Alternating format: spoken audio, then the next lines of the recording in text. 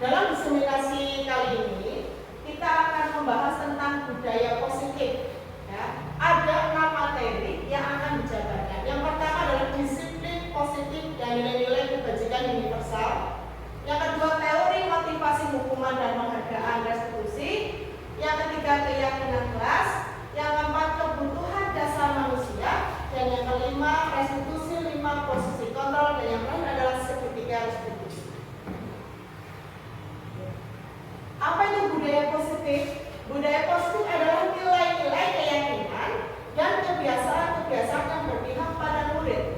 Kebiasaan yang disepakati bersama untuk dijalankan dalam waktu yang lama, yang tujuannya agar murid dapat berkembang menjadi pribadi yang berkarakter sesuai dengan profil pelajar Pancasila.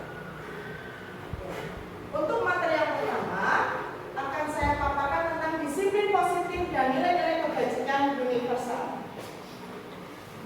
Ya, nanti kita akan menyimak ya demonstrasi dari dua bapak guru tentang kepalan ya dan buka tutup kepalan ya. Silakan Pak Arif dan Pak Sugeng.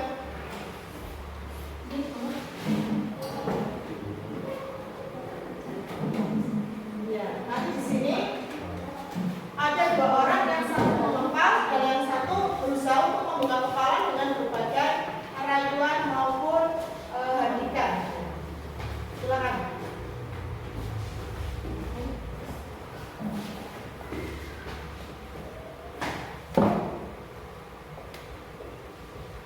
Coba Pak Arif mohon dibuka tangannya selewat. Ini kok boleh karena sangat-sangat rahasia. Masa nggak bisa dibuka sih? Nggak bisa. Coba yang kiri. Nggak bisa. Yang kanan nggak bisa juga. Nggak bisa.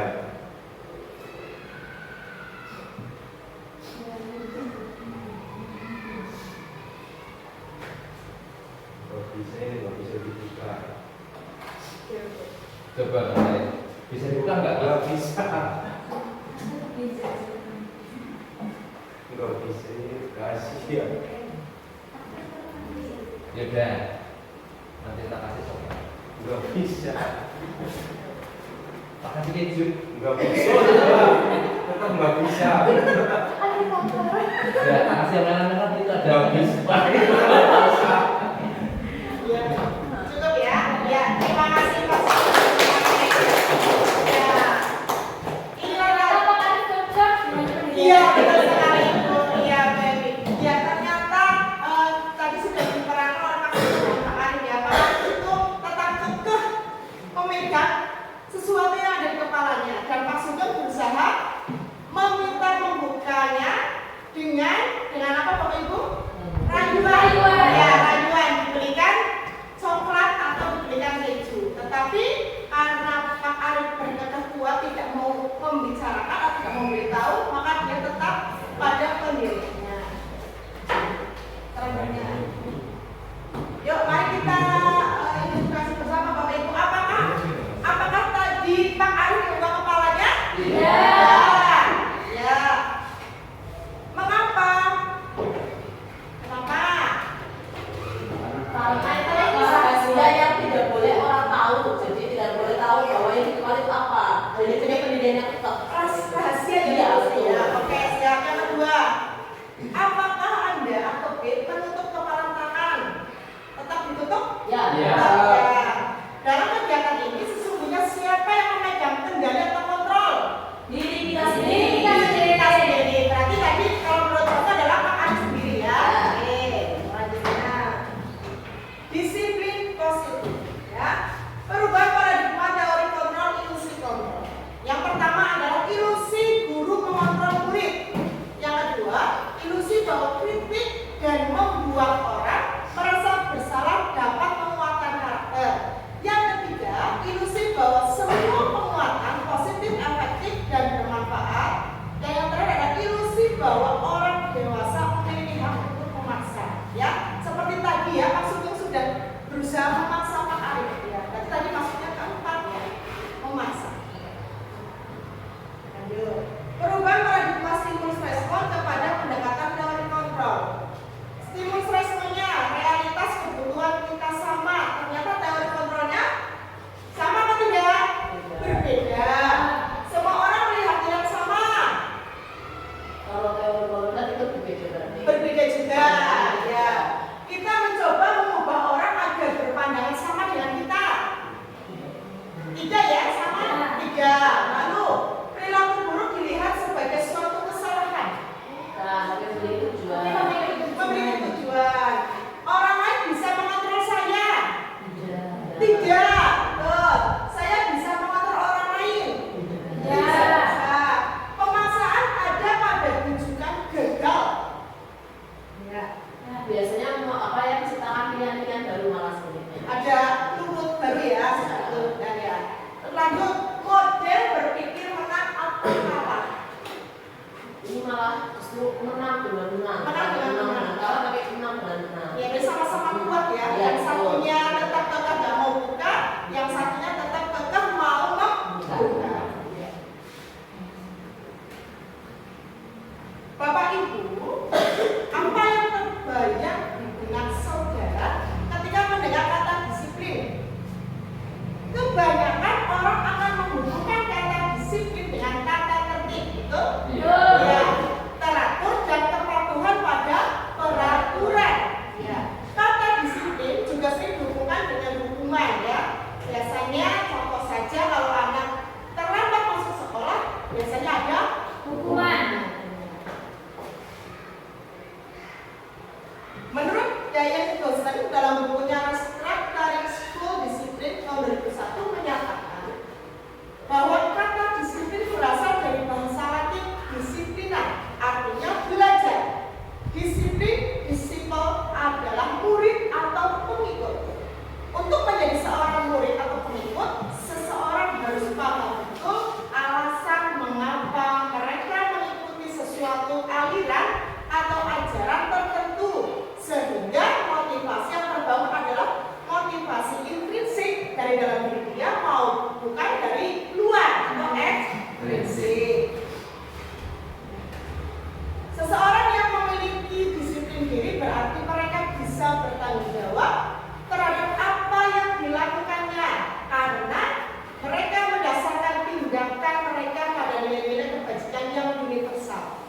Sebagai pendidik, tujuan kita adalah menciptakan anak-anak yang memiliki disiplin diri, sehingga mereka bisa berperilaku dengan mengacu nilai-nilai kebajikan universal dan memiliki motivasi dari dalam diri mereka, bukan yang ekstrinsik.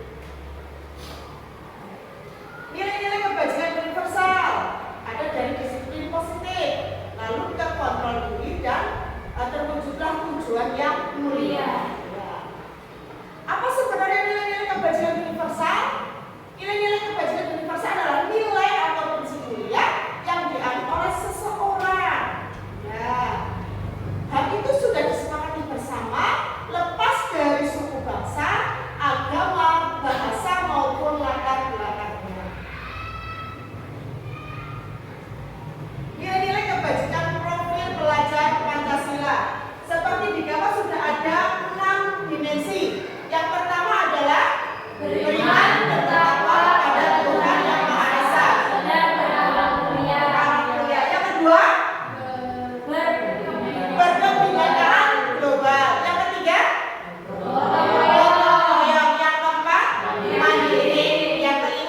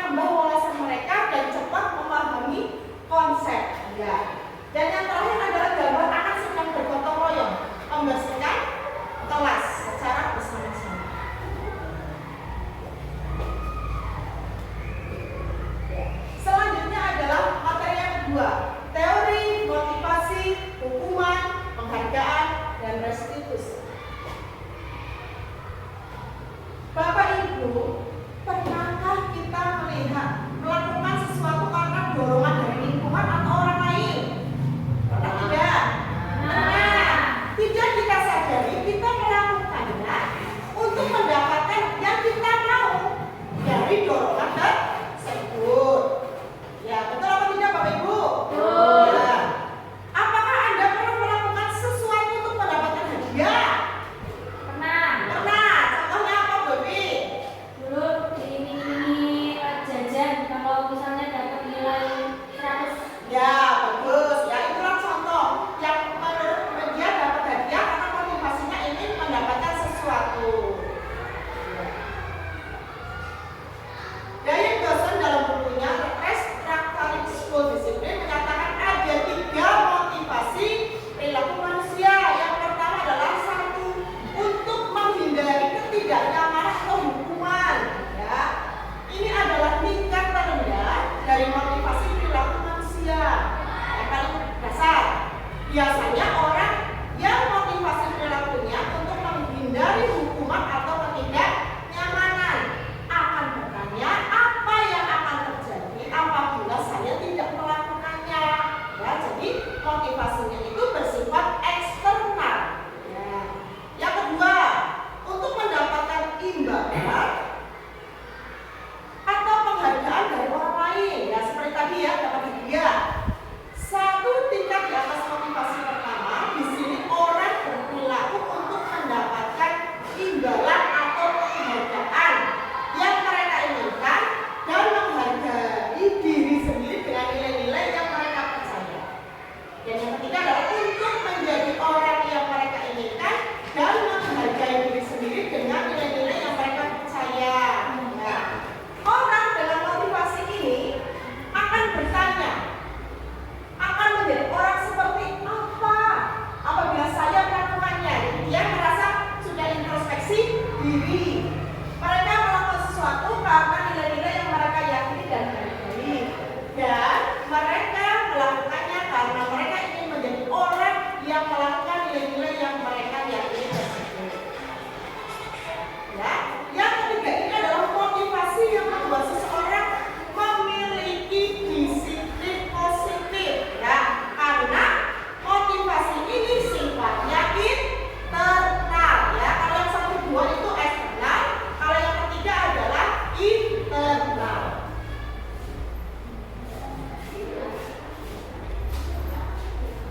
Tujuan dari disiplin positif adalah menanamkan motivasi yang ketiga pada murid-murid kita, yaitu untuk menjadi orang yang mereka inginkan dan menghargai diri sendiri. Ya, yang utama menghargai diri sendiri dulu Bapak Ibu dengan nilai-nilai yang sudah mereka percaya. Ketika murid-murid memiliki motivasi tersebut, mereka telah memiliki motivasi intrinsik dari dalam diri mereka yang berdampak pada jangka panjang. Motivasi tidak akan terpengaruh pada adanya hukuman atau hadiah. Mereka akan tetap berperilaku baik berlandaskan nilai-nilai kebajikan karena mereka ingin menjadi orang yang menjunjung tinggi nilai-nilai yang mereka hargai. Ya. Sekarang hukuman dan penghargaan. Dalam pelaksanaan keyakinan kelas ya, yang nanti akan dijelaskan nanti oleh Bu Lina ini, tentu saja akan terjadi pelanggaran ya. Di dalam kelas tidak mungkin anaknya akan diam, ya kan, pasti akan ada masalah walaupun itu masalah kecil seperti itu ya. Akan ada pelanggaran yang disengaja maupun tidak disengaja. Untuk itu kita harus melakukan tindakan untuk mengatasi pelanggaran tersebut dalam bentuk hukuman maupun konsekuensi. Ya, hukuman atau konsekuensi. Sekarang apa perbedaan antara hukuman dan konsekuensi? Bapak Ibu ada yang tahu?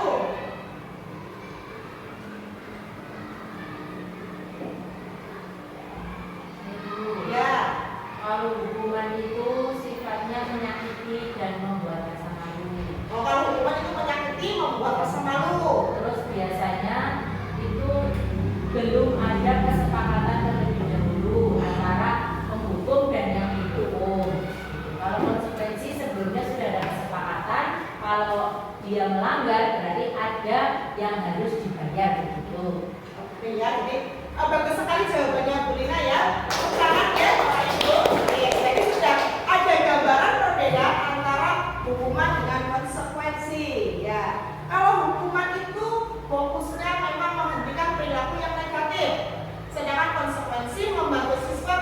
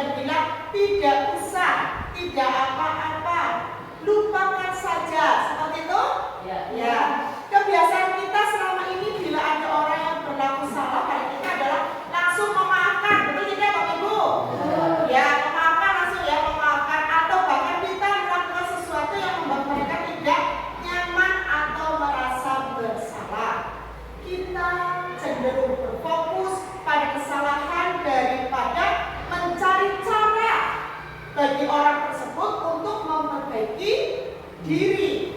Ya.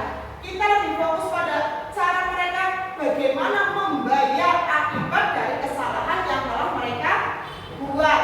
Ya, daripada mengembalikan harga diri mereka.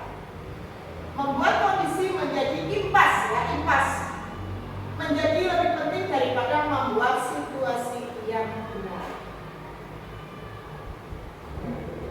Selanjutnya adalah restitusi. Ya, pada gambar sudah ada bagian segitiga restitusi, di mana ada 3 langkah yang dilakukan dalam penyelesaian suatu masalah. Yang pertama adalah menstabilkan identitas. Yang kedua, validasi tindakan yang salah. Dan yang ketiga adalah menanyakan keyakinan. Ya, seperti kalimat berikut. Kamu tentunya punya alasan mengapa kamu melakukan itu. Ya, terus ada cara yang efektif untuk mendapatkan apa yang kamu butuhkan. Setiap orang pasti pernah melakukan kesalahan, itu biasanya dalam menstabilkan identitas. Ya, selanjutnya, keyakinan keras apa yang telah disepakati. Ya, lalu kamu ingin menjadi orang seperti apa, dan kamu bukan satu-satunya yang melakukan ini. Ya, ini adalah contoh kata-kata kalimat yang digunakan dalam segitiga restitusi. Ya, Bapak Ibu, mari kita identifikasi bersama. Ada 8 ya. Ada 7 pernyataan. Coba kita identifikasi bersama nih Bapak Ibu. Itu hukuman atau konsekuensi. Ya. Yang pertama, mencatat 100 kali di dalam buku kalimat saya tidak akan terlambat lagi karena aku menambah ke sekolah.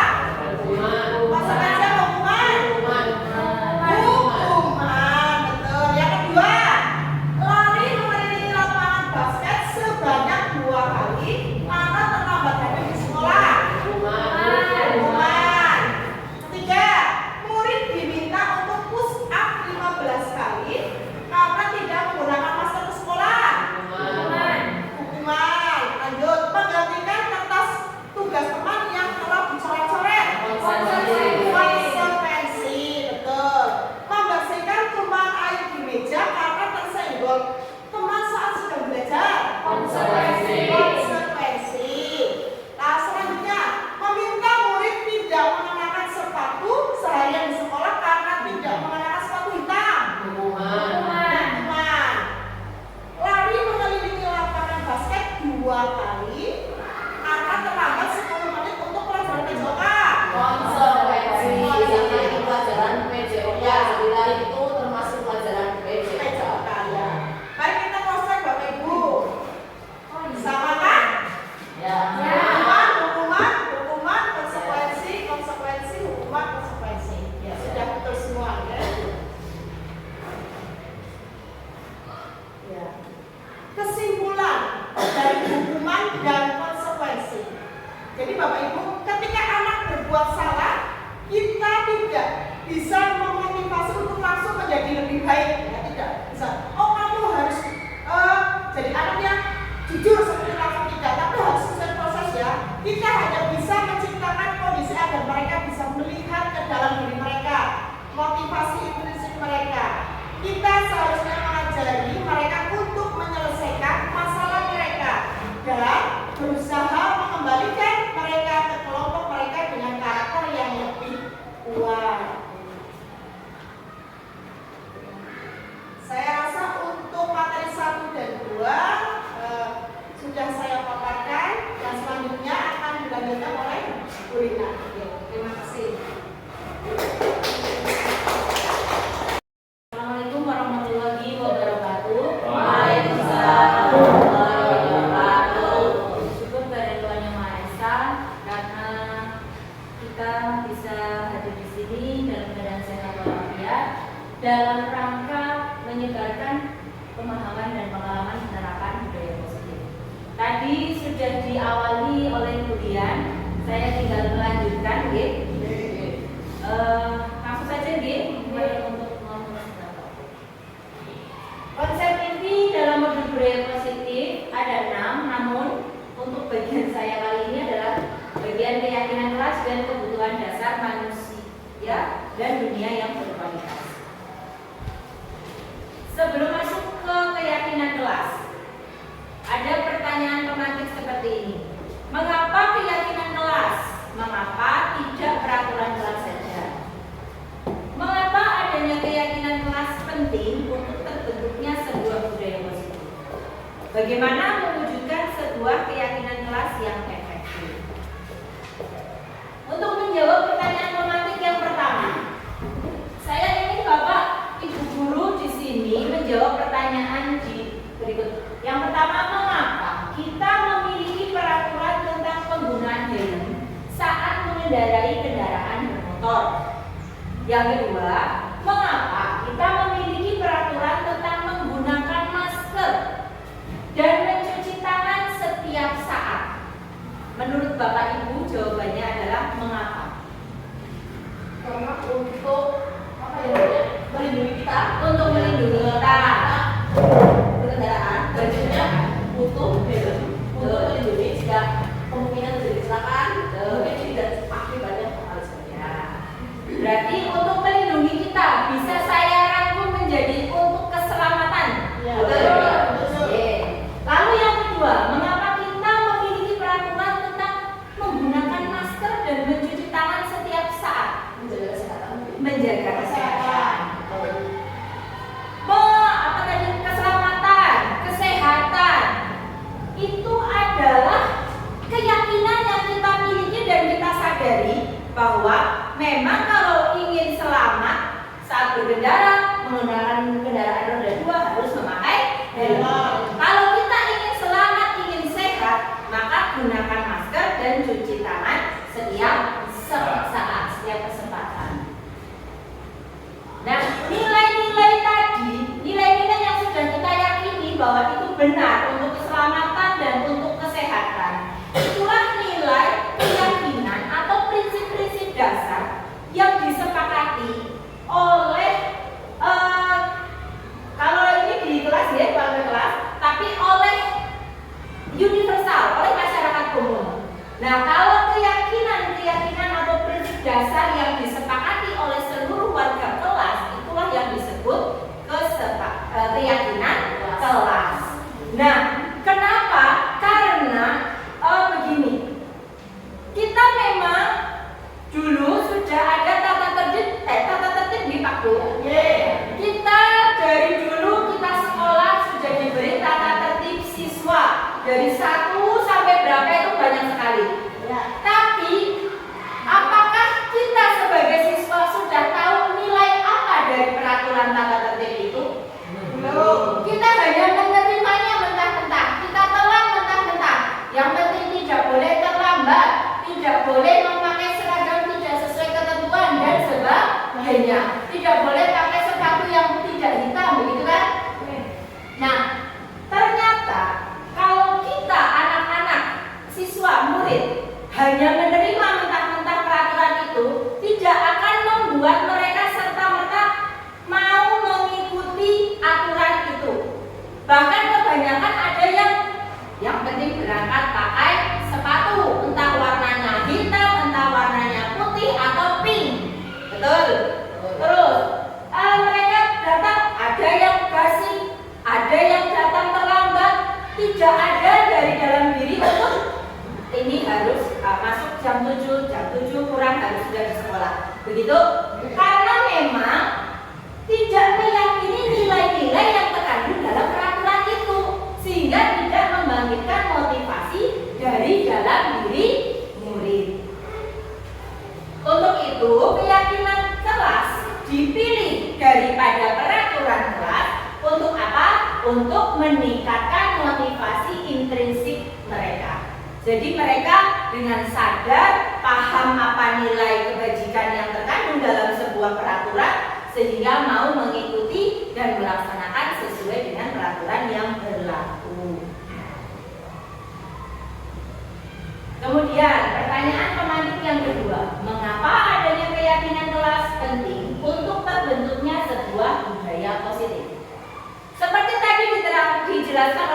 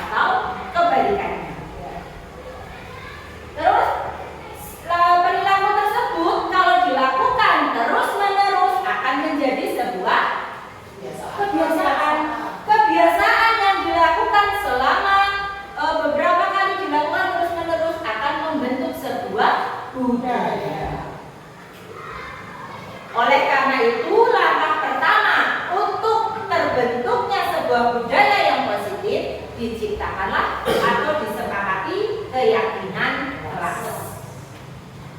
Lalu bagaimana mewujudkan sebuah keyakinan kelas yang efektif? Penting untuk diingat bahwa keyakinan kelas itu sifatnya lebih abstrak daripada peraturan yang rinci. Biasanya peraturan kita tahu tata tertib itu sangat banyak, lebih dari 10. Tapi kalau keyakinan kelas tidak begitu rinci seperti peraturan. Kemudian yang kedua, keyakinan kelas itu berupa pernyataan-pernyataan universal. Dan ketiga, keyakinan kelas itu senantiasa dibuat dalam bentuk pernyataan-pernyataan positif. Pernyataan-pernyataan positif itu biasanya menghindari kata tidak, menghindari kata jangan. Kemudian yang keempat, hendaknya keyakinan kelas itu tidak terlalu banyak sehingga mudah diingat oleh warga kelas dan dipahami oleh warga kelas. Terus yang selanjutnya nomor 5, sebaiknya sesuatu yang dapat diterapkan di lingkungan tersebut. Artinya keyakinan kelas itu dibuat berdasarkan kondisi kelas masing-masing. Karena bisa jadi kelas yang satu dengan kelas yang lainnya itu berbeda. Kemudian yang keenam, semua warga kelas hendaknya ikut berkontribusi dalam pembuatan keyakinan kelas lewat kegiatan curah pendapat. Dan yang terakhir, bersedia meninjau kembali keyakinan kelas dari waktu ke waktu. Karena kita itu dinamis. Bisa jadi keyakinan kelas kita buat di awal tahun pembelajaran, nanti belum sampai tengah tahun sudah tidak relevan. Maka harus ditinjau lagi dari waktu ke waktu. Kemudian nilai-nilai kebajikan universal. Nilai-nilai kebajikan universal tadi sudah disinggung oleh Bu Rian bahwa merupakan nilai-nilai lintas budaya, bahasa, suku bangsa maupun agama. Contohnya keadilan, kehormatan, peduli, integritas, kejujuran, mandiri, pelayanan, keamanan, kesabaran, tanggung jawab, prinsip keselamatan dan kesehatan. Oke, kita bermain sebentar ya Bapak Ibu.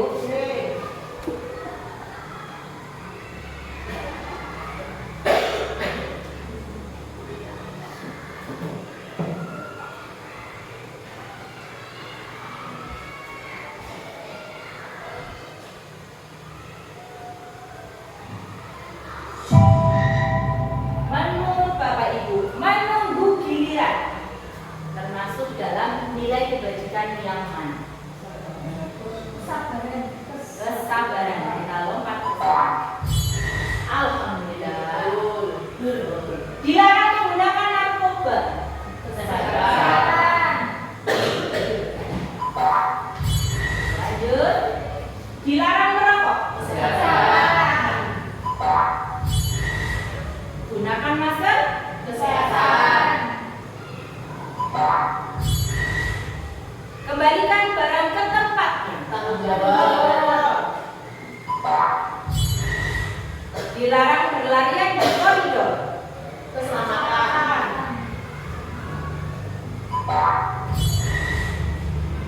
Hadir di sekolah 15 menit sebelum pembelajaran dimulai. Menghargai komitmen. Dilarang mengganggu orang lain. Menghormati sesama. Dilarang melakukan kekerasan. Keselamatan sesama. Yang mana ini? Dilarang melakukan kekerasan. Peduli.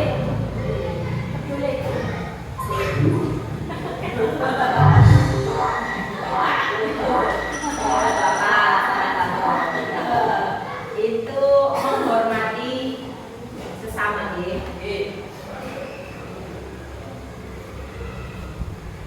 Oke, selanjutnya kita akan membahas tentang prosedur pembentukan keyakinan kelas.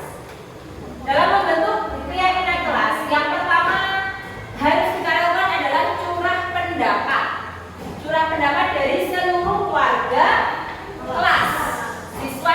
mengenai pendapatnya, apa yang mereka impikan untuk kelas mereka, apa yang mereka anggap penting, dan mereka yakini sebagai nilai-nilai yang penting untuk kelas mereka. Minta siswa untuk mencurahkan idenya, mencurahkan impiannya, bisa dengan kertas post-it atau apapun, silakan. Kemudian minta siswa untuk mengumumkan di papan tulis atau di sebelah kertas besar lagi, yang penting terlihat. Lalu kita mencatat di kertas besar atau di papan apa-apa saja, karena kan terkadang siswa kan menulisnya tidak boleh mengejek, tidak boleh mengadani orang tua dan sebagainya. Kita kelompokkan, yang tidak boleh ngejek, tidak boleh itu dan sebagainya, kan berarti menghormati begitu. Kita kelompokkan sendiri-sendiri. Atau mungkin siswa tidak boleh buang sampah di kelas, tidak boleh buang sampah di laci. Itu kan bahasa siswa nih, bahasa murid. Maka kita kelompokkan, dicatat di papan, kelompok-kelompok besar dari ide siswa. Kemudian setelah dikelompokkan, kan tadi siswa biasanya menulisnya dalam bentuk kalimat-kalimat negatif. Tidak boleh ini, tidak boleh itu dan sebagainya.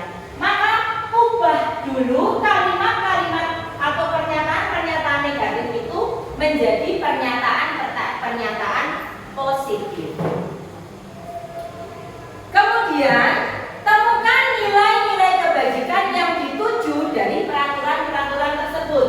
Seperti tadi misalnya dilarang berlarian di koridor, maka nilai kebajikan yang dituju adalah keselamatan dan sebagainya. Temukan semuanya, kemudian tinjau ulang. Setelah ditinjau ulang, sudah disepakati, kemudian bisa ditandatangani oleh seluruh warga kelas. Setelah itu ditempel di tempat yang mudah terlihat.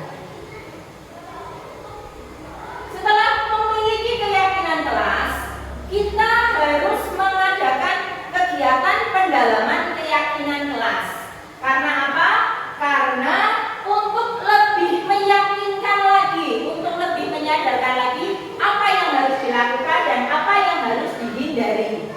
Bisa dengan menggunakan tabel T. Ini saya ambil contoh nilai kebajikan menghormati sesama. Tabel T itu tabel tampak seperti, tidak tampak seperti. Artinya tampak seperti, menghormati sesama itu tampak seperti. Pertama, datang tepat waktu. Tidak tampak seperti, sering hadir terlambat. Selanjutnya, atau bisa juga menggunakan tabel Y.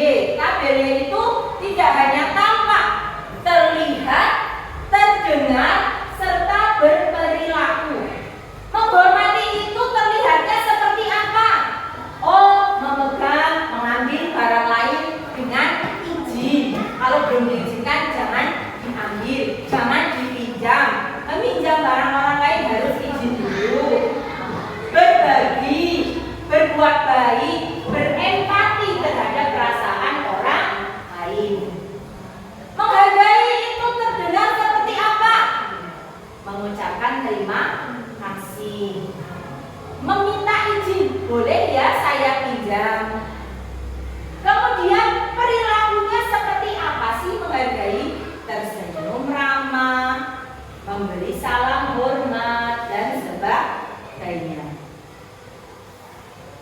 Kemudian kita juga bisa menekankan tugas saya, tugas kamu. Artinya kita menekankan kepada murid tanggung jawabnya. Tugas saya sebagai murid, tugas saya sebagai guru mengajar. Tugas kamu sebagai murid belajar.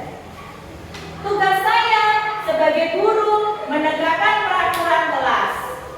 Tugas kamu sebagai murid menjalankan keyakinan kelas. Kemudian, guru tugasnya bukan memaksa untuk belajar, tapi murid tugasnya bukan mengeluh. Ini harus ditekankan agar mereka semakin paham dan semakin sadar akan nilai-nilai yang mereka Jadi untuk kesimpulannya bahwa peraturan diubah menjadi keyakinan kelas untuk menciptakan lingkungan yang positif.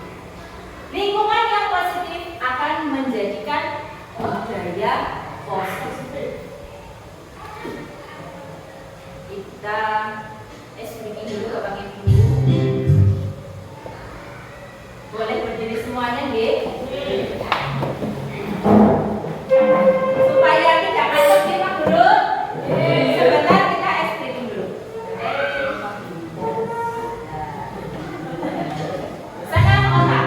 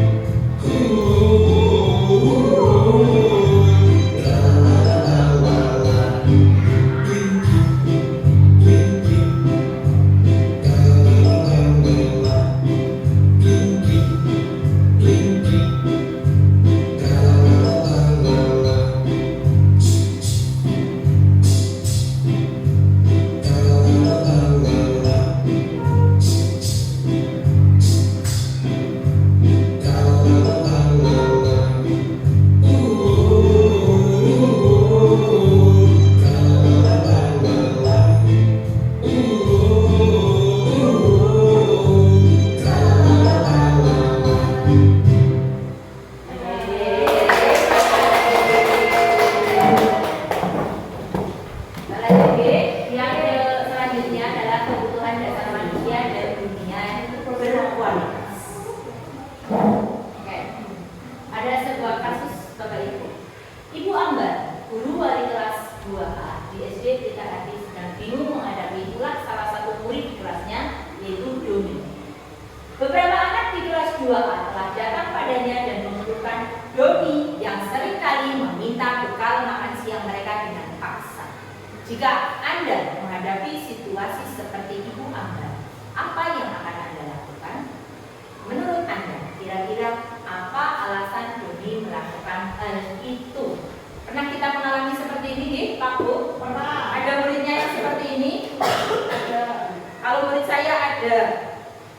Jadi kalau bahasa orang sini mungkin usil, malah, malah.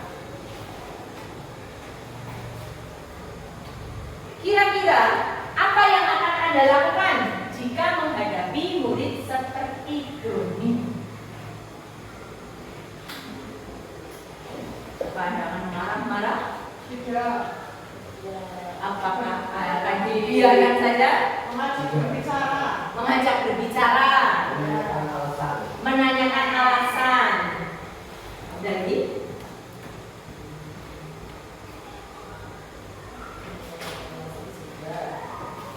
Mungkin itu apa namanya, mengingatkan kembali pada keyakinan kelas. keyakinan kelasnya, memberi solusi, diberi uang saku. Sangat baik hati Pak Guru yang baik hati sekali. Baik, menurut Dr. William Glaser dalam Choice Theory menyatakan bahwa seluruh tindakan manusia memiliki tujuan tertentu. Semua yang kita lakukan adalah usaha terbaik kita untuk mendapatkan apa yang kita inginkan. Ketika kita mendapatkan apa yang kita inginkan, sebetulnya saat itu kita sedang memenuhi satu atau lebih dari satu kebutuhan dasar kita. Kebutuhan dasar manusia ada 5. Yang pertama, bertahan hidup. Yang kedua, kasih sayang dan rasa diterima. Yang ketiga, penguasaan. Keempat, kebebasan. Dan kelima, kesenangan.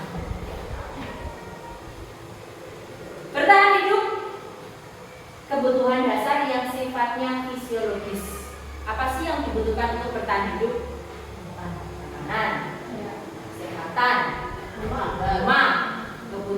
biologis. Betul. Ini sifatnya fisik nih. Kalau tadi jawabannya Doni setelah diajak ngobrol, "Oh, saya lapar Bu, saya nggak makan, saya nggak sarapan." Berarti Doni sedang berusaha memenuhi kebutuhan bertahan hidup. Jadi tindakan Doni itu sedang memenuhi kebutuhannya. Manusia sudah refleks instingnya bertahan untuk hidup. Selanjutnya, kasih sayang dan rasa diterima. Ini meliputi kebutuhan akan hubungan, koneksi sosial, memberi dan menerima kasih sayang, dan kebutuhan untuk merasa menjadi bagian dari suatu kelompok. Dalam kasus Doni tadi, apabila setelah ditanya, Doni itu menjawab, alasannya mengambil bekal temannya itu karena dia merasa senang jika dia diperhatikan oleh temannya. Terkadang ada anak seperti itu, gitu. Kamu kenapa sih usir ke temannya? Namanya diperhatikan. Caper, betul. Berarti anak-anak yang caper itu adalah anak-anak yang kurang terpenuhi tangki kebutuhan kasih sayangnya. Jadi dia merasa, aduh, saya diabaikan nih. Mungkin di rumah sudah diabaikan, maka di sekolah kepengen diperhatikan. Kemudian kebutuhan akan penguasaan. Ini merupakan kekuatan untuk mencapai sesuatu, menjadi kompeten, menjadi terampil, diakui atas prestasi dan keterampilannya, didengarkan dan memiliki rasa harga diri. Nah, ini misalnya tadi dalam kasus Doni, masih dalam kasus Doni. Kalau Doni ditanya, dia jawab, kan aku hebat, jadinya temanku takut kalau aku maksa.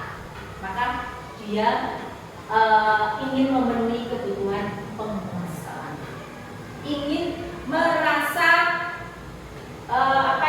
kompeten, menjadikan orang lain takut.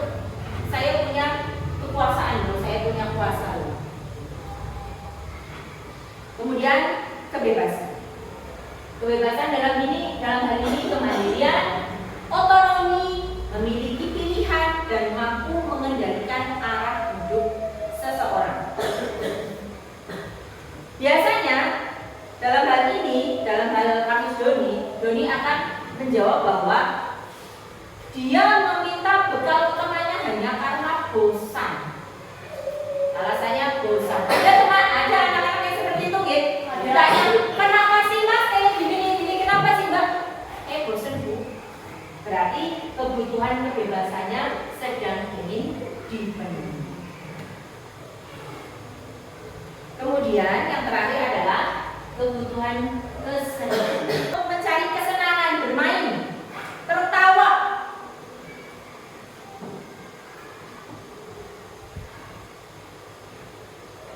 menikmati hidup, itu kebutuhan kesenangan. Dalam kasus Doni, bila Doni menjawab ia melakukannya karena iseng, maka berarti dia mencoba untuk memenuhi kebutuhan kesenangannya. Ya. Saya sudah membagi kuesioner di Bapak Ibu. Tolong isilah kuesioner tersebut berdasarkan situasi diri Anda sendiri. Kita mencoba mencari tahu sebenarnya kebutuhan apa yang belum dipenuhi.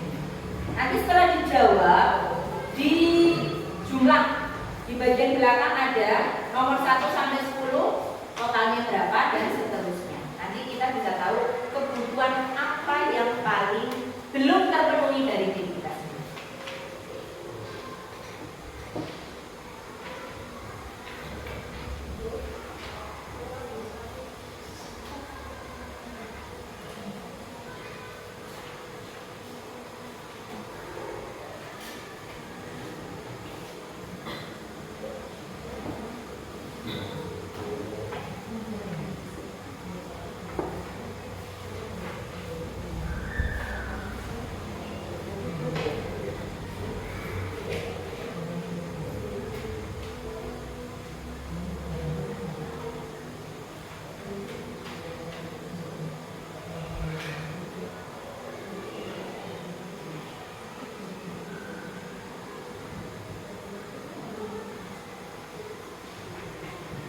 Gimana Bapak Ibu? Sudah selesai? Banyak sih kurang. Ya, oke. Ya.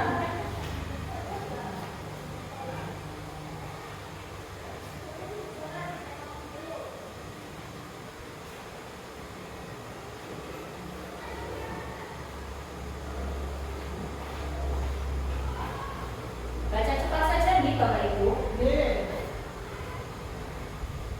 Untuk nomor 1 sampai 10 itu adalah kebutuhan akan kekuasaan.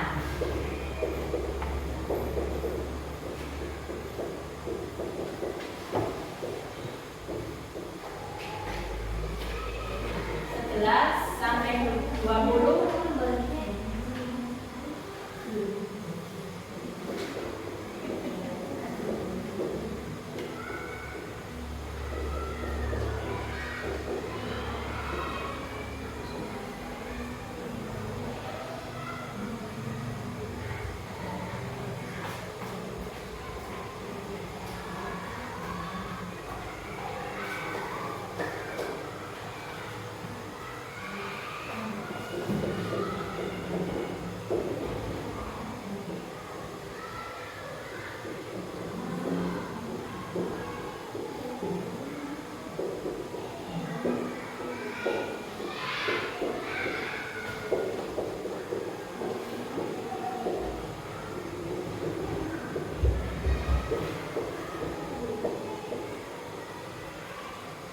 dibaca secara cepat saja. Menurut Bapak Ibu, sekarang kebutuhan mana yang paling belum terpenuhi dari survei yang tadi? Yang jawabannya paling banyak 5-nya. Yang paling banyak 5-nya berarti itu paling 5 ya? Berarti skor tertinggi. Iya. Yang paling banyak 5-nya berarti itu paling belum terpenuhi.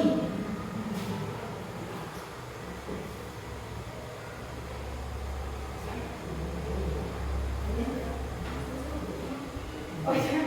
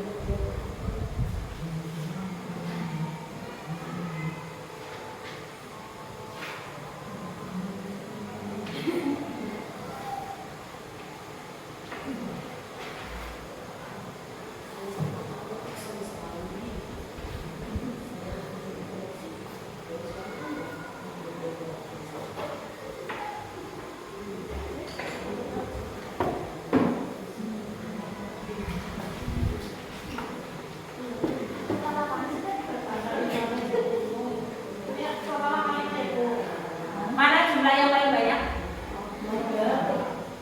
Yang ketiga. Bu Hesti yang ketiga, berarti Bu Hesti tangki kebebasannya belum penuh.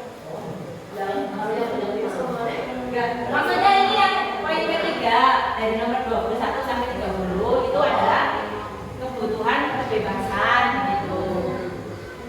Nomor 1 sampai 10 itu kebutuhan kasih sayang.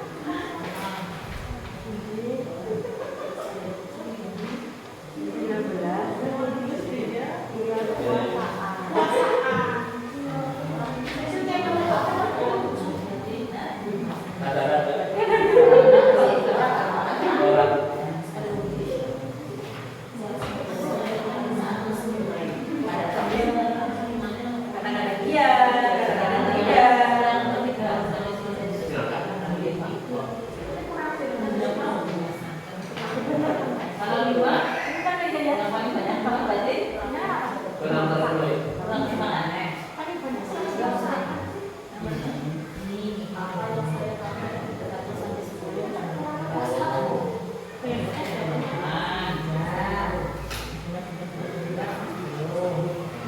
dari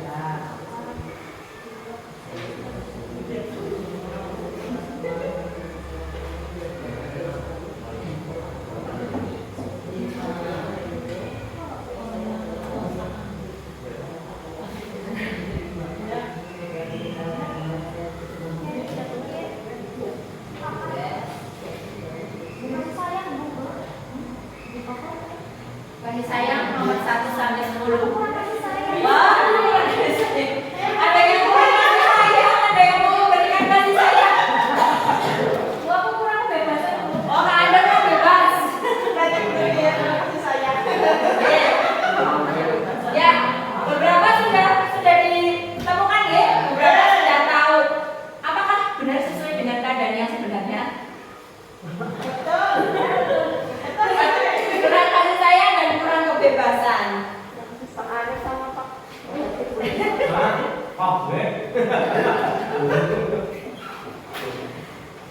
Nah, apakah kekurangan itu mempengaruhi motivasi Anda? Apakah mempengaruhi tindakan Anda yang selama ini? Iya. Contohnya gitu. Ya. Itulah kebutuhan dasar manusia.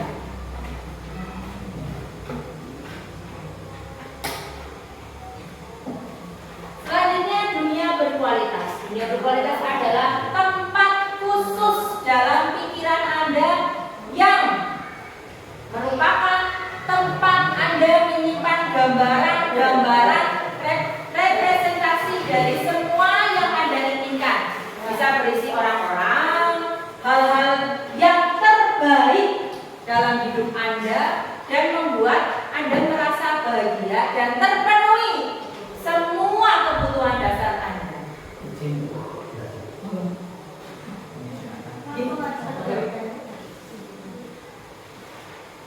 Dunia berkualitas sayangnya hanya ada dalam impian. Menurut Dr. William Glasser menyebutkan bahwa dunia berkualitas itu semacam album foto. Kita punya album foto di rumah? Ya. Biasanya dalam album foto itu dipilih foto yang paling baik, dipilih foto yang paling bagus, yang paling ayu, yang paling gagah. Oke? Maka dunia berkualitas itu seperti album foto, hanya berisi yang baik-baik, gambaran-gambaran baik saja. Orang-orangnya orang-orang pilihan kita yang sesuai dengan kebutuhan kita. Kemudian kegiatannya atau bendanya itu sesuai dengan keinginan kita.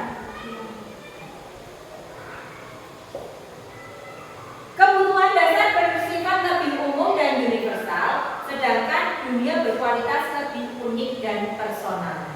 Jadi dunia berkualitas saya tidak akan sama dengan dunia berkualitas Anda, karena pandangan saya dengan Anda itu berbeda. Orang, tempat, benda-benda yang ingin saya masukkan dalam dunia berkualitas saya tidak akan sama dengan yang akan Anda masukkan dalam dunia berkualitas.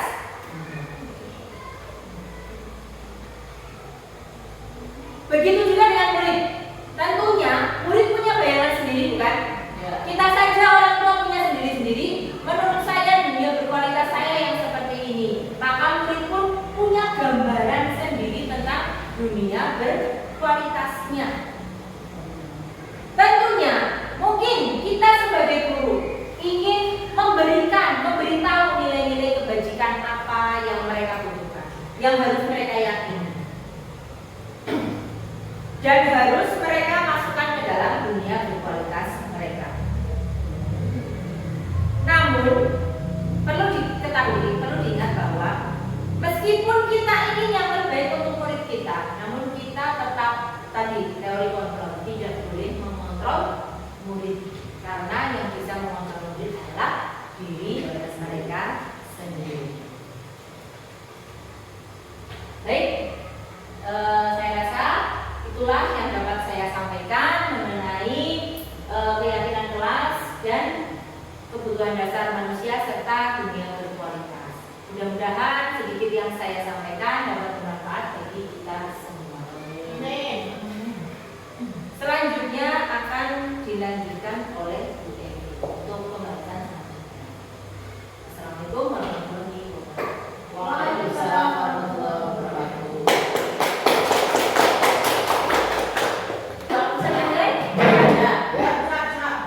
Assalamualaikum warahmatullahi wabarakatuh. Waalaikumsalam warahmatullahi wabarakatuh. Ya, untuk presentasi yang ketiga yaitu saya sendiri Emi Lestari. Ya, saya akan membahas tentang topik yang kelima dan topik yang keenam, yaitu restitusi 5 posisi kontrol dan segitiga restitusi.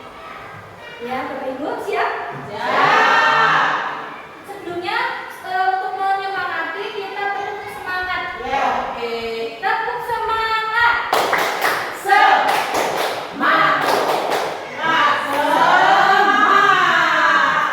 Terima kasih. Sebelumnya saya juga mengucapkan terima kasih kepada Bu Yana dan Bu Ina yang telah mempresentasikan tadi untuk topik yang sebelumnya yaitu.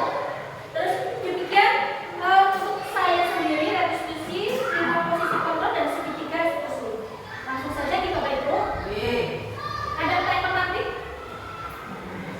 Apakah Bapak Ibu setuju bila ya Bapak Ibu yang pertama pemberian hukuman dapat mendisiplinkan siswa? Apakah Anda setuju?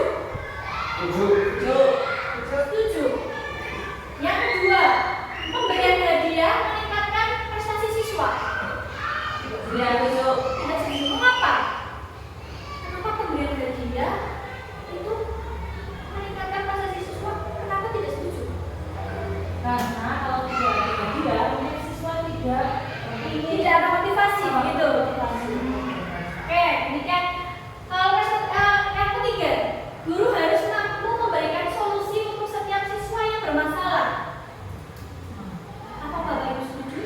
Setuju. Yang keempat, guru berperan sebagai teman bagi siswa. Bagaimana? Apa pernah memposisikan peran Bapak Ibu guru ini sebagai teman bagi siswa? Pernah ya? Oke. Nah, sekarang saya akan membahas tentang 5 posisi kontrol Bapak Ibu. Apakah ada yang sudah pernah mendengar 5 posisi kontrol itu? Ada apa saja Bapak Ibu? Pembuat, betul sekali. Terus apa lagi? Membuat merasa bersalah. Yang ketiga? Peran. Yang keempat? Pantau. Dan yang terakhir? Manajer. Nah, apakah Bapak Ibu penasaran bagaimana sih itu penghukum, bagaimana pembuat merasa bersalah itu seperti apa, sebagai teman itu seperti apa? Ya, nanti akan saya cuplikan sebuah video yang Bapak Ibu berarti saya mempunyai seperti itu apa tidak? Ya, gitu ya. Nah, coba yang pertama, silakan disimak videonya di Bapak Ibu.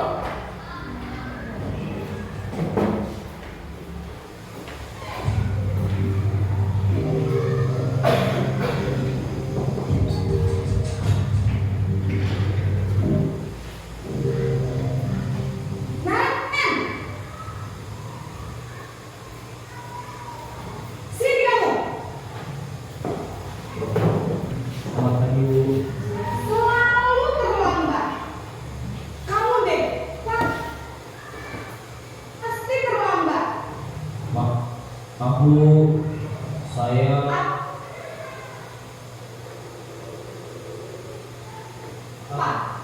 apa coba?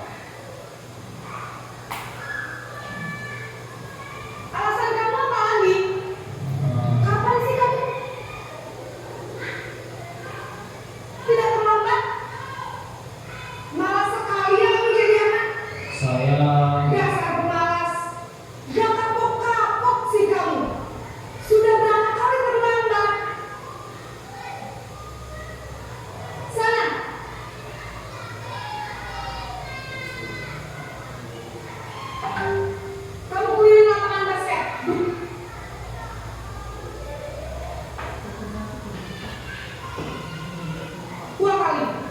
kenapa saya harus ke lapangan basket, Bu?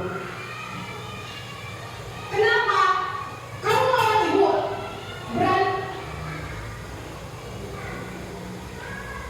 Beraninya jawab. Sudah terlambat, masih berani jawab pula. Sekarang, keliling lapangan basket 5 kali sekalian. Biar kapok. Cepat. Pergi.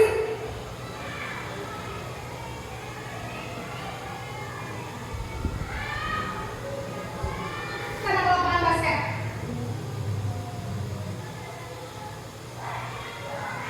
Baik Bapak Ibu, bagaimana menurut pendapat Bapak Ibu video yang seperti apa yang tadi disimak oleh Bapak Ibu? Ibu guru itu bagaimana dan murid itu bagaimana? Apakah terlalu keras? Betul sekali Pak Safrin. Apalagi yang dilakukan oleh guru tersebut. Berarti tadi ya. Betul, tadi jawaban yang pertama kita keliru. Oh, berarti kalau hukum itu keliru, harusnya jangan hukum berarti ya. Setelah melihat video tadi jawaban yang nomor 1 itu salah. Maaf ya Bu. Oke, nggak apa-apa, Oke. Nah, saya jelaskan lagi. Untuk posisi penghukum, apakah Bapak Ibu di sini pernah melakukan seperti itu kepada anak didik kita? Tidak. Tidak pernah. Apa ada yang pernah? Pernah sebelum mempelajari ini saya pernah Bu. Walaupun tidak sering, pernah. Memang pernah. Nah, setelah saya tahu seperti ini, pernah belajar juga sedikit ya, saya berusaha memperbaiki diri seperti itu. Nah, berarti jika Bapak Ibu pernah melakukan itu, berarti Bapak Ibu itu adalah termasuk mempunyai posisi kontrol sebagai penghukum. Berikutnya, nah, posisi penghukum ada bicaranya keras, membentak. Hukuman bisa berupa fisik atau verbal. Nah, begini Bapak Ibu, dampaknya pada siswa, ya, siswa itu bisa menjadi apa Bapak Ibu? Pendendam. Apakah Bapak Ibu mau siswa kita menjadi anak yang pendendam? Iya. Saya tidak. Maka untuk posisi hukum sepertinya kurang tepat untuk kita terapkan kepada anak-anak. Berikutnya, pembuat merasa bersalah. Silakan Bapak Ibu simak baik-baik videonya.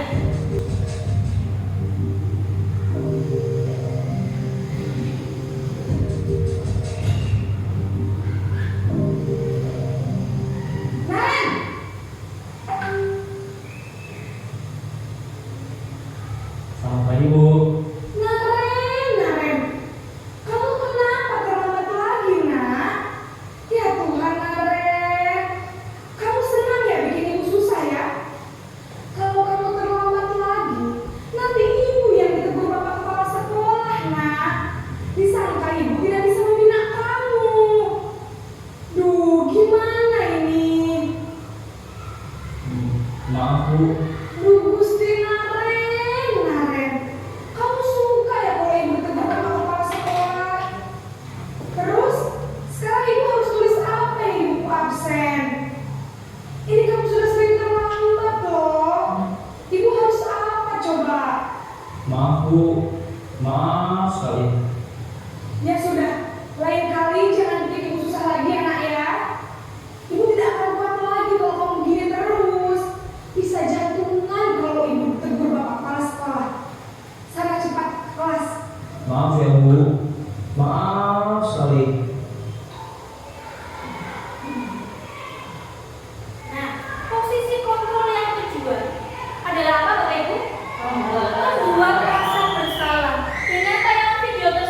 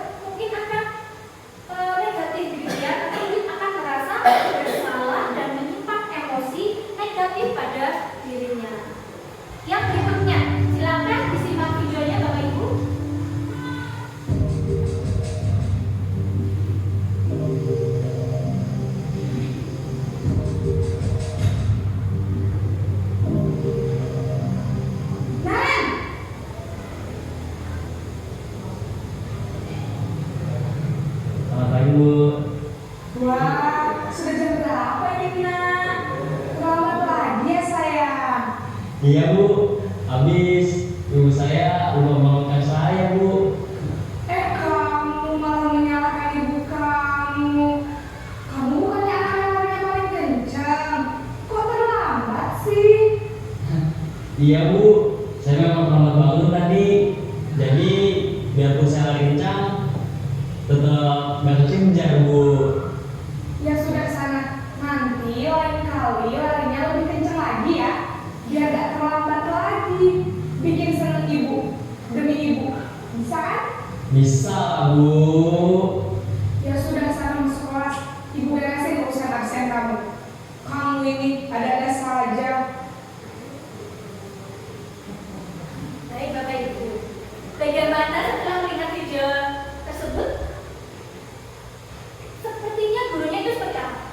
Pakai kemana? Seperti teman guru dengan ucapan yang seperti apa? Demi ibu gitu ya? Ya. Akrab ya perasaan. Akrab dengan murid tersebut. Iya, guru lebih ramah dan akrab. Murid akan merasa senang dan aman serta nyaman. Tapi ada dampaknya Bapak Ibu. Dampaknya apa untuk siswa atau murid? Murid akan bergantung pada guru dan murid tidak akan mandiri. Sehingga posisi kontrol sebagai teman itu sangat berdampak ya, karena nanti anak tidak mandiri. Sekarang ke posisi kontrol yang berikutnya Bapak Ibu. Kita akan menyaksikan video lagi. Silakan disimak baik-baik.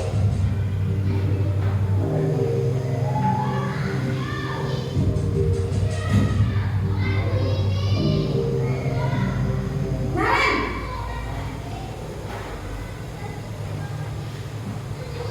Selamat pagi Bu. Naren, apa peraturan sekolah kita tentang jam berapa kita harus masuk sekolah, nak? Kita harus di sekolah jam 7 Bu.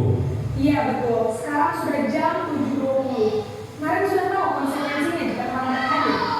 Paham Bu, saya harus tinggal kelas pas jam istirahat selama 20 menit.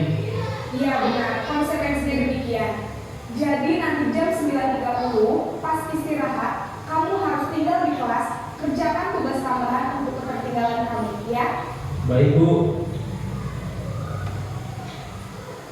Nah, baik Bapak Ibu. Apa yang guru lakukan di video tersebut? Guru tersebut mengandalkan penghitungan atau data. Iya betul. Guru mengarahkan murid berdasarkan peraturan dan konsekuensi, menanyakan konsekuensinya atau menanyakan peraturannya. Lalu apakah punya dampak Bapak Ibu? Ada. Ada, betul sekali. Apakah dampak tersebut? Murid tidak sepenuhnya mandiri. Murid tidak sepenuhnya mandiri, betul sekali. Murid tidak akan mandiri. Lalu kita ke posisi kontrol yang berikutnya Bapak Ibu, yaitu manajer. Coba diperhatikan.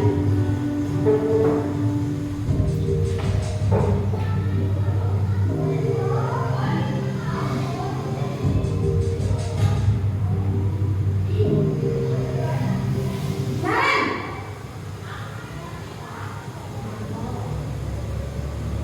Selamat pagi Bu. Selamat pagi Naren. Maaf Bu, saya terlambat. Iya, sekolah masuknya jam 7, sekarang sudah jam 7.20.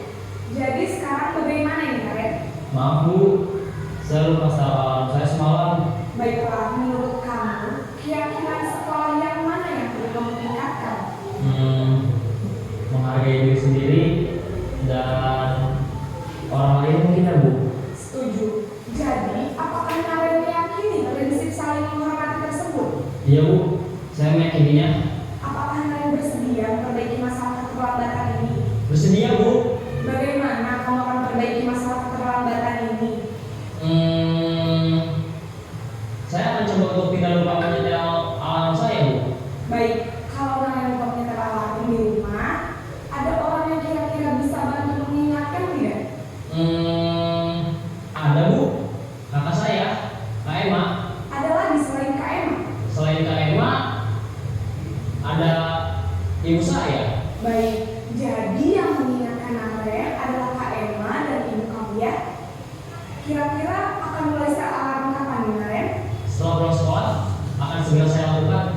Baik, jadi Naren akan setel alarm untuk bangun besok pagi dan akan diingatkan oleh kakak dan ibunda Naren ya.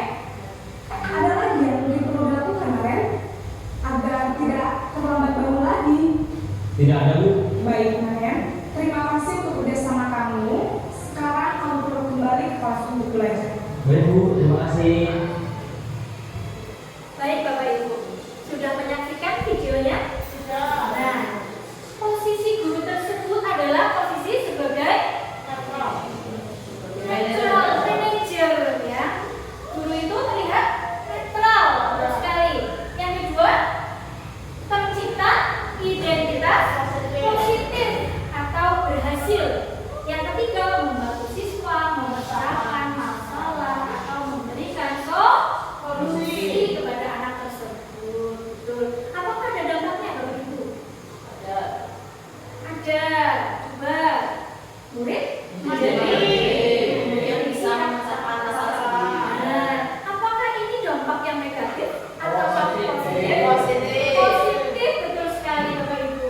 Dampaknya adalah murid menjadi mandiri, murid bisa memecahkan permasalahannya sendiri. Nah, Bapak Ibu, dari kelima posisi kontrol ini ya, menurut Bapak Ibu, posisi manakah yang paling benar untuk dilakukan? Guru sebagai manajer. Guru sebagai manajer, betul sekali Bapak Ibu, karena ini akan membangkitkan semangat siswa. Walaupun mereka mungkin berbuat salah, tetapi kita bagaimana Bapak Ibu? Kita akan mengarahkan ke posisi yang benar, begitu ya, menanyakan ke keyakinan kelas, begitu. Nah, kita ke materi yang berikutnya Bapak Ibu, segitiga restitusi. Apakah ada yang pernah mendengar segitiga restitusi itu Bapak Ibu? Apakah segitiga restitusi? Ya, segitiga restitusi adalah suatu proses dialog yang dijalankan oleh guru atau orang tua agar dapat menghasilkan murid yang apa Bapak Ibu? Mandiri dan bertanggung jawab. Proses dialog ini terdiri dari 3 langkah yang digambarkan pada ketiga sisi pada segitiga restitusi. Segitiga restitusi langkahnya ada 3 Bapak Ibu. Apa saja? Tadi sudah dijabarkan oleh Bu Liana ya. Ada 3. Yang pertama, menstabilkan identitas. Yang kedua apa Bapak Ibu? Validasi tindakan yang salah. Dan langkah ketiga yaitu menanyakan keyakinan. Ini ada video Bapak Ibu, silakan simak dulu videonya. Disimak baik-baik ya Bapak Ibu. Ya. Iya, Kak. Ya Pak. Sudah lama nggak bisa. Kenapa hari dari sini? Kesel Pak, kesel banget. Masa aku dikatain tukang fitnah Pak? Ya aku marah lah. Aku balik ke TPK di depan kelas. Kesel banget. Oh, begitu. Ya pasti kamu marah dan kesal. Bapak juga akan marah apabila ada yang menuduh Bapak seperti itu. Kemudian pada saat itu kamu melakukan apa? Ya saya langsung ke TPK lah Pak. Kesel banget. Saya bentak-bentak dia depan teman-teman lain. Oh, begitu. Pasti kamu melakukan seperti itu karena suatu alasan tertentu, kan? Iyalah, saya diam saja Pak. Ya saya bela diri lah. Masa saya dituduh tukang fitnah? Ya, wajar lah. Untuk anak dari itu sesuatu yang penting buat kamu. Untung kamu tidak bertindak lebih gegabah lagi. Hanya bentak-bentak. Iya Pak. Untung saya masih bersabar dan saya meminta saya. Sudah gemes Pak. Saya pasti bela diri lah. Ya, pasti ya. Tapi kamu memilih untuk tetap bertahan dan bersabar. Kamu memilih untuk tidak berbuat lebih parah lagi.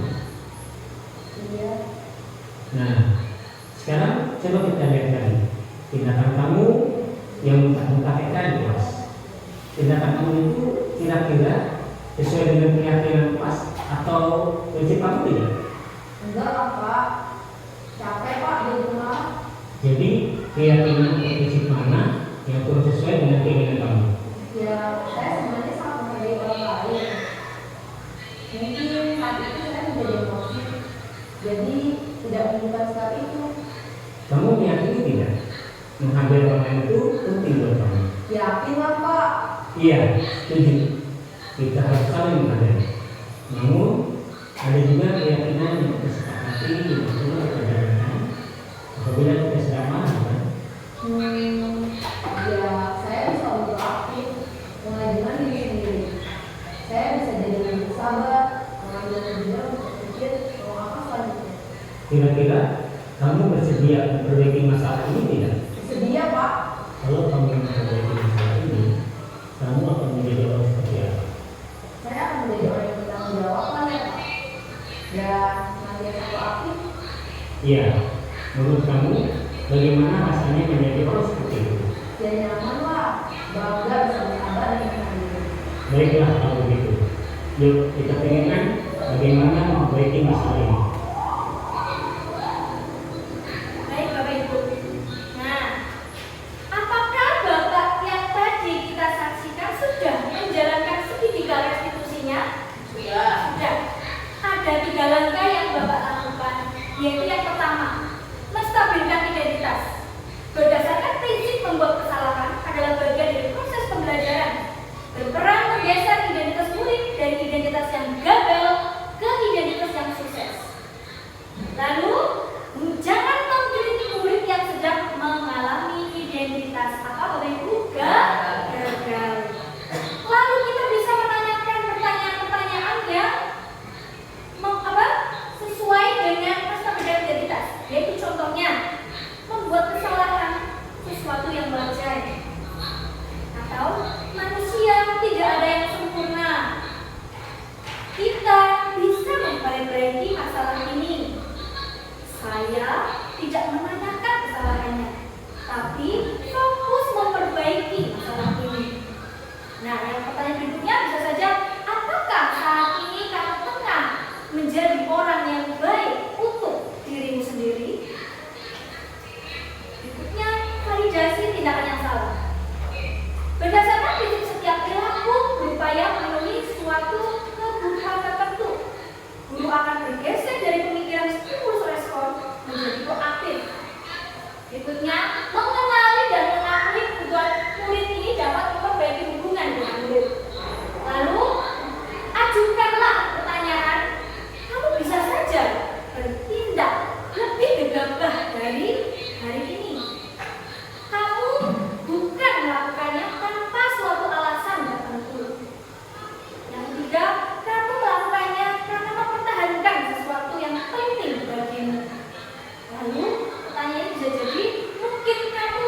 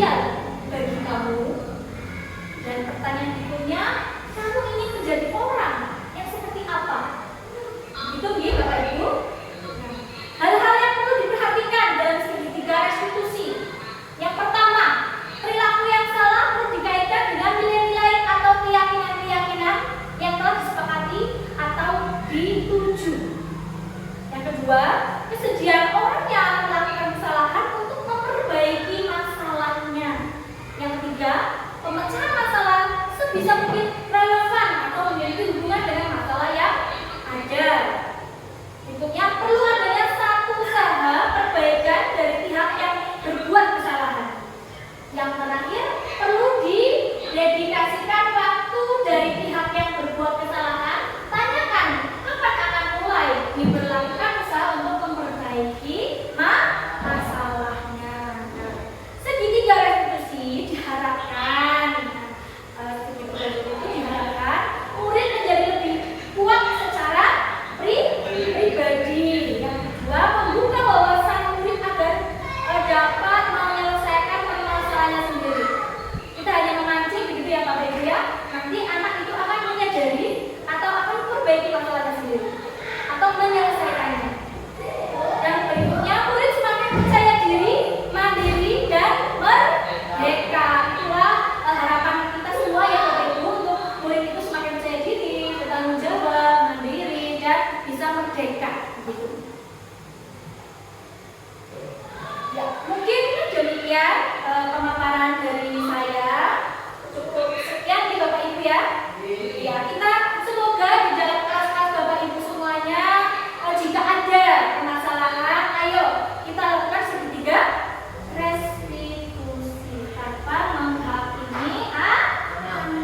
Betul sekali. Karena anak itu harus bisa menemukan solusi permasalahannya sendiri. Gitu ya Bapak Ibu ya.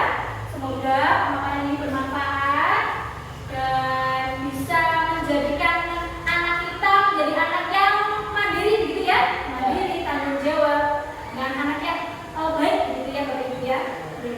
Akhir kata, wassalamualaikum warahmatullahi wabarakatuh. Waalaikumsalam warahmatullahi wabarakatuh.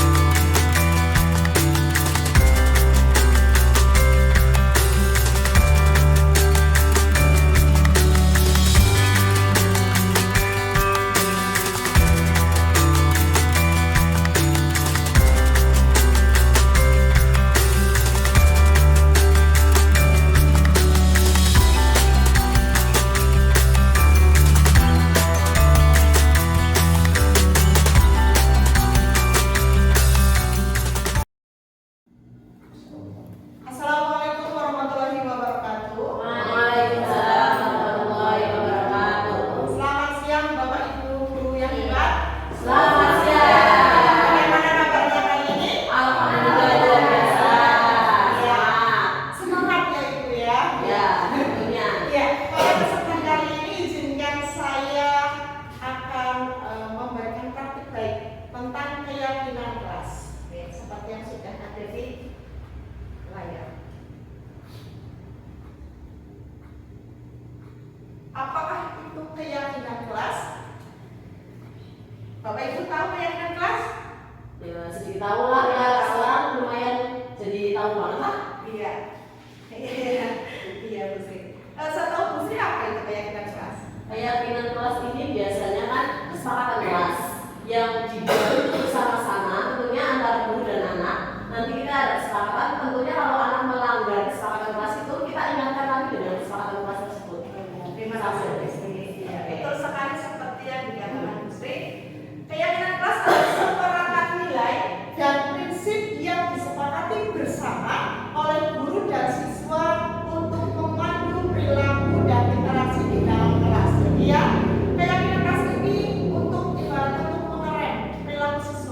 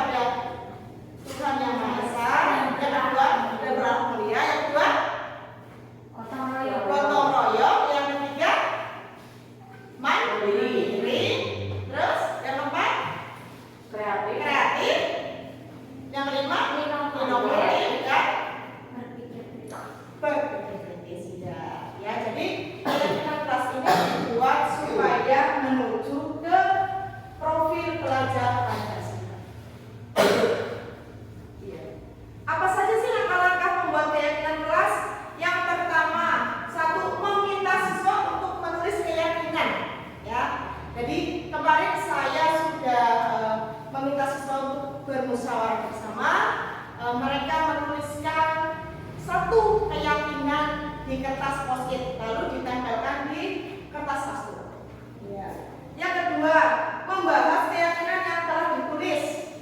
Dibahas, kita rundingkan kira-kira keyakinan tersebut masuknya ke mana? Ke peraturan kelas kah atau ke keyakinan kelas? Yang ketiga, memilah keyakinan kelas. Dalam pembuatan keyakinan kelas yang kemarin anak-anak sudah dibuat ditulis, ada beberapa anak yang memang sama, ya, berpikiran sama, mempunyai ide yang sama, menulisnya sama. Jadi nanti dipilah jadi satu, ibaratnya diringkas supaya jadi sebuah keyakinan yang memang sudah menyeluruh seperti itu. Yang keempat adalah mengubah keyakinan agar menjadi kalimat positif. Ya. Di sini anak-anak menulisnya itu contoh ya, tidak boleh membuang sampah sembarangan. Nanti di sini kita berembuk bersama dengan anak-anak menuliskan kalimat positif. Jadi dilarang membuang sampah sembarangan. Nanti kalimat positifnya apa kira-kira Bapak Ibu? Membuang sampah pada tempatnya. Membuang sampah pada tempatnya seperti itu. Ya. Terus lagi, tidak berkata kasar. Berarti itu negatif ya? Negatif, kita buat positifnya. Berarti berkata yang sopan. Berkata yang sopan betul sekali. Ya. Itulah langkah yang keempat. Dan yang kelima adalah menyepakati keyakinan kelas. Ya, setelah semuanya terkumpul sudah dipilah jadi satu, lalu kita buat kesepakatan kelas dan semua anak yang ada di sini itu menyepakati. Ya, kalau kemarin kita dengan menyepakatinya dengan tepuk tangan nih, tepuk tangan, lalu membuat tanda tangan seperti itu.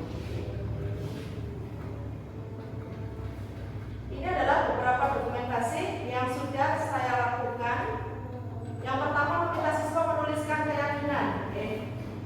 Saya membagikan kertas post-it, lalu siswa menuliskannya.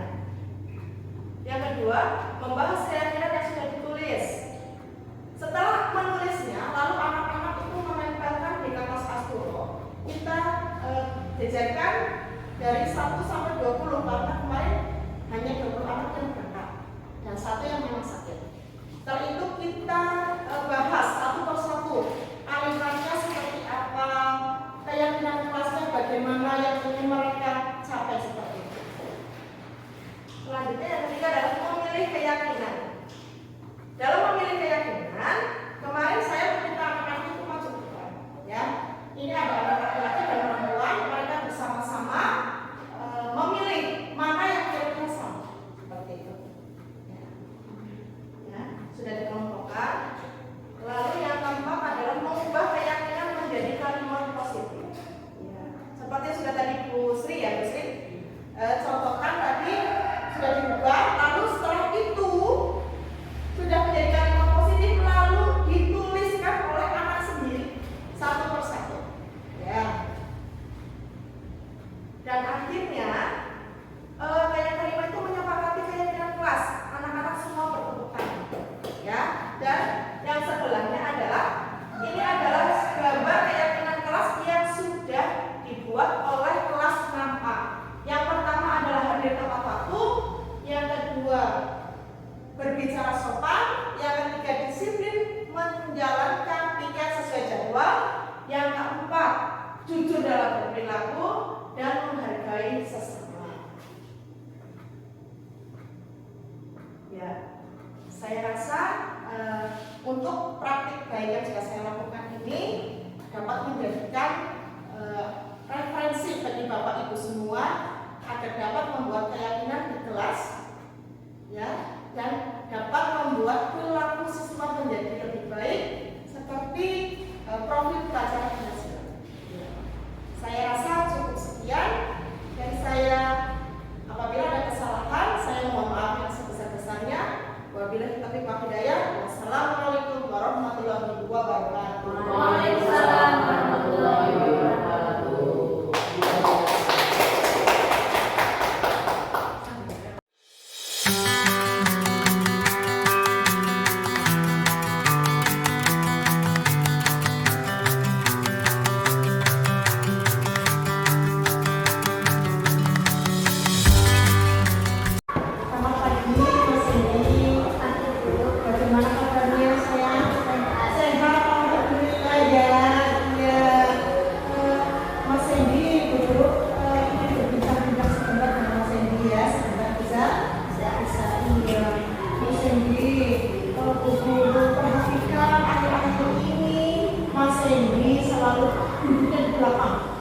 Ya Mas?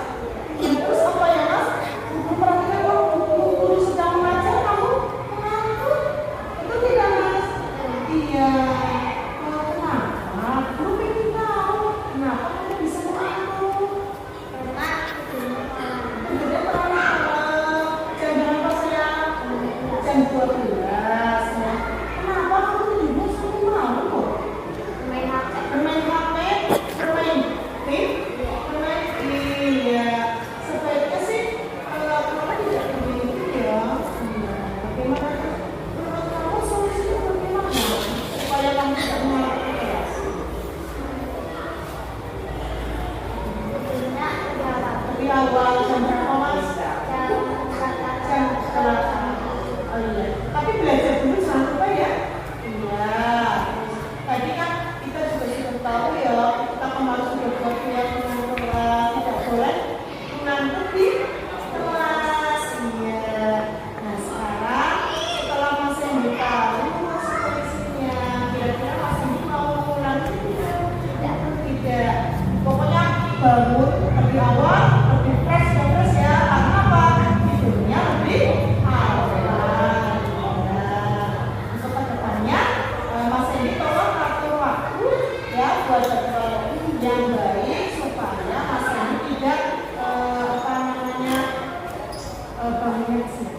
Ya, untuk apa? Supaya Mas Hendy lebih berprestasi lagi dan mendapat yang bagus, gitu ya, dapat berkonsentrasi dulu ya. Oke. Terima kasih. Ya, sekarang boleh silakan. Assalamualaikum warahmatullahi wabarakatuh. Waalaikumsalam warahmatullahi wabarakatuh. Ya, selamat siang Bapak Ibu semua. Selamat Ya. siang. Bagaimana kabarnya hari ini? Alhamdulillah. Sehat ceria? Ceria, ceria. Semangat, tepuk semangat yuk. Yuk. Tepuk semangat. Semangat. Ya, alhamdulillah kita masih diberikan kesehatan dan semangat yang luar biasa. Ya. Pada kesempatan kali ini saya akan membagikan topik baik saya dalam penerapan segitiga restitusi. Ya. Apa itu restitusi? Restitusi adalah proses menciptakan kondisi bagi murid untuk memperbaiki kesalahan mereka sehingga bisa kembali pada kelompok mereka dengan karakter yang kuat. Hosen 2004. Restitusi bukan untuk menebus kesalahan. Restitusi adalah sebuah tawaran dan bukan paksaan. Restitusi fokus pada solusi dan dapat mengembalikan murid yang melakukan kesalahan pada kelompoknya. Ya. Tahapan segitiga restitusi di gambar sudah ada ya, itu segitiga restitusi. Nah, apa saja langkah-langkah segitiga restitusi? Ada tiga Bapak Ibu. Yang pertama adalah menstabilkan identitas, yang kedua validasi tindakan kesalahan, dan yang ketiga adalah menanyakan keyakinan. Nah, Bapak Ibu semua pernahkah melakukan segitiga restitusi di kelas? Pernah. Ye. Ada beberapa masalah dengan anak ya Pak? Ye. Contohnya apa nih Pak? Pulang tanpa izin. Pulang tanpa izin, langsung pulang tidak izin ke bapak gurunya, seperti itu. Adakah contoh yang lain? Anak terlambat masih Anak sekolah. terlambat masih sekolah. Ya seperti itulah beberapa masalah yang terjadi di dalam kelas kita. Nah, makanya tugas kita di sinilah adalah melakukan segitiga restitusi supaya kita tahu apa yang menyebabkan anak tersebut melakukan kesalahan dan kita dapat mengembalikan anak pada posisinya supaya anak berperilaku lebih baik lagi. Di dalam kelas saya ada dua macam kasus yang terjadi. Yang pertama adalah siswa mengantuk dan tertidur di kelas. Ya. Cindy, siswa kelas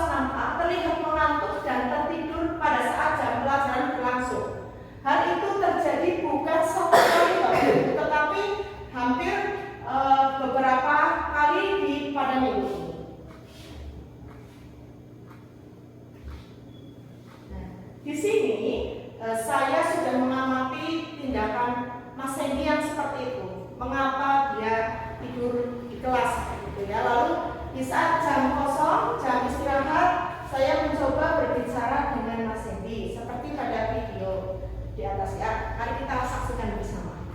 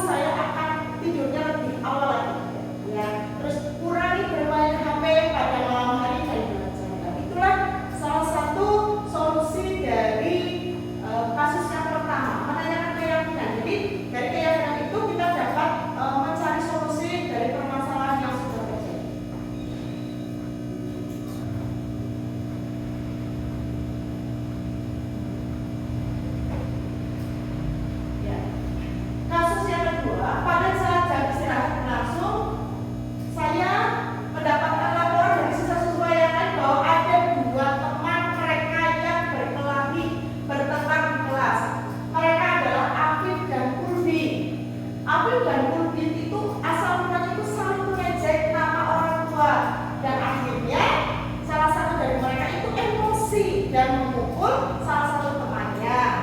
Dan akhirnya saya pun datang menghampiri mereka.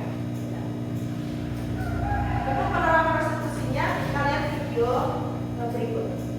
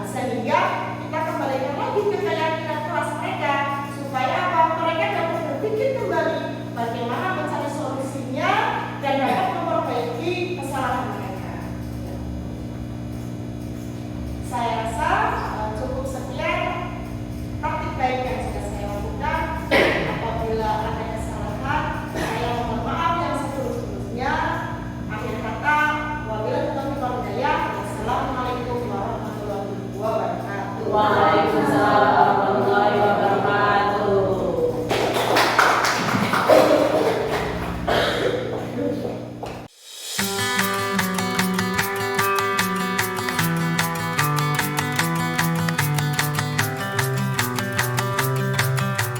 Selamat siang anak-anakku.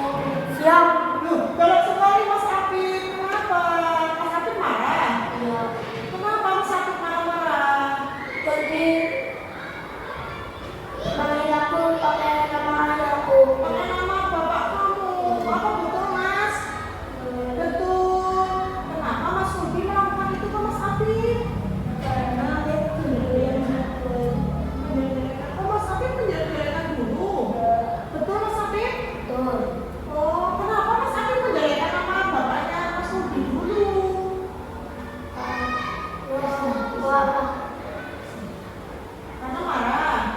Oh, jadi marahnya ke Mas Rudy. Terus apa lagi yang kamu lakukan ke Mas Rudy?